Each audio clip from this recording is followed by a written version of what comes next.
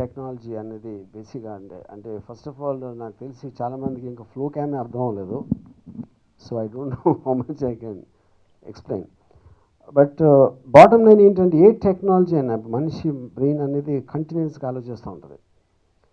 So ఒక particular thing అనిపించినప్పుడు ఇది ఎంతవరకు చేయగలిగాం, ఇది చేయలేకపోయాం, దీన్ని ఇలా చేస్తే ఈ ప్రాబ్లమ్ని ఎలా సాల్వ్ చేస్తే ఇలాంటి షాట్ ఎలా తీయచ్చు, లేకపోతే ఎలా యూజ్ చేయొచ్చు అనేది ఒక కాన్స్టెంట్ ఎవల్యూషన్ ప్రాసెస్ అనేది ఉంటుంది ఏ పర్టిక్యులర్ సైన్స్లో కానీ టెక్నాలజీలో కానీ. సో ఆబ్వియస్లీ ఐస్ క్రీమ్ అనేది ఒక చాలా లిమిటెడ్ లొకేషన్, ఒక ఆల్మోస్ట్ ఒక ఇంటి లోపల ఒక హాలు ఒక బెడ్రూమ్లో తీసిన సినిమా కాబట్టి దానికి సంబంధించిన వాడటానికి ఒక లార్జ్ స్పేస్లో ఎంతమంది క్యారెక్టర్స్ని పెట్టుకుని వాడటానికి తేడా ఉంటుంది. కాబట్టి దానికోసం తను మళ్ళీ ప్రత్యేకంగా ఒక క్రియేట్ చేశాడు. దానికి we are calling it advance flow cam technology. ఇప్పుడు టెక్నిక్ అనేది ఒక ఎక్స్పెరిమెంట్ చేస్తున్నానా, ఎక్స్పెరిమెంట్ అనేది బై డెఫినేషన్ అంతకుముందు ఎప్పుడు ఎవరో చేయండి, రిస్క్ అనేది ఉంటుంది ఏ ఎక్స్పెరిమెంట్లో అయినా కూడా.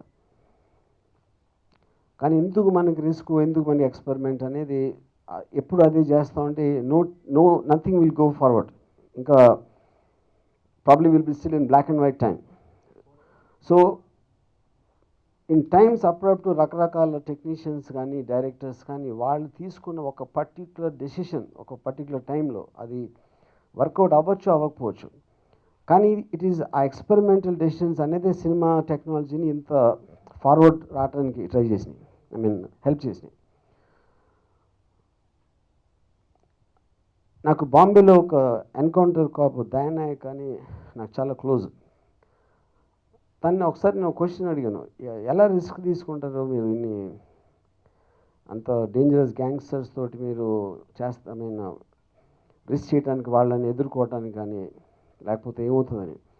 అంటే తను ఒక మాట చెప్పాడు నాతో, సార్ బ్యాట్ ఎత్తి కొడితే 6 రన్ వస్తుంది, అవుట్ రన్ అవుతాం, రెండు ఓకే లైఫ్లో. అంతేగాని అక్కడే కూర్చుని దాన్ని బాల్ ఆపుదాం అంటే అక్కడే ఉంటారు ఎప్పుడు.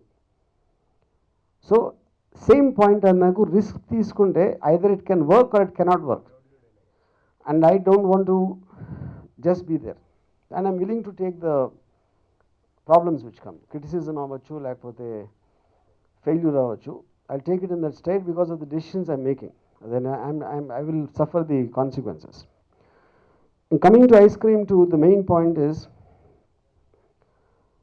and it is difficult to explain the technology, a process అనేది నేను ట్రైలర్ రిలీజ్ చేసినప్పుడు మోర్ అప్రోప్రియేట్ టైం అని చెప్పడానికి.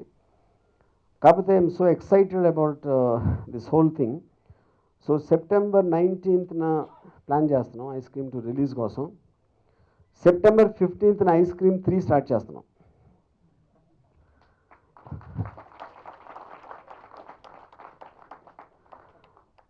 అంటే ఈ టెక్నాలజీ ఈ పర్టిక్యులర్ ఆస్పెక్ట్లో మాకున్న నమ్మకం ఒకటి.